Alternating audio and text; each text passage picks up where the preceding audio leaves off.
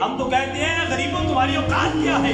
آؤ میں آپ کو بتاؤں غریبوں کی اوقات کیا ہے۔ میرے کریم آقا علیہ السلام نے فرمایا فَإِنَّمَا تُرْزَقُونَ وَتُنْصَرُونَ بِضُعَفَائِكُمْ۔ اے لوگوں یاد رکھنا، تمہیں جو رزق دیا جا رہا ہے، تمہیں جو رزق دیا جا رہا ہے اور تمہیں جو کامیابیاں دی جا رہی ہیں، اگر حقیقت پوچھتے ہو کہ کیوں دی جا رہی ہیں، میں تمہیں بتاتا ہوں ان غریبوں کی وجہ سے دی جا رہی ہے۔ تم کہتے ہو غریب کی کیا اوقات ہے؟ ارے میں کہتا ہوں اے نیرو تمہاری کیا اوقات ہے؟ میرے آقا علیہ السلام نے فرمایا اللہم احیینی مسکینا، اے میرے مولا مجھے غریبوں میں زندہ رکھنا، اللہم احیینی مسکینا، مجھے غریبوں میں زندہ رہنا، یا رب العالمین اللہم امیتنی مسکینا، جب مجھے موت بھی آئے تو مجھے غریبوں میں رکھنا۔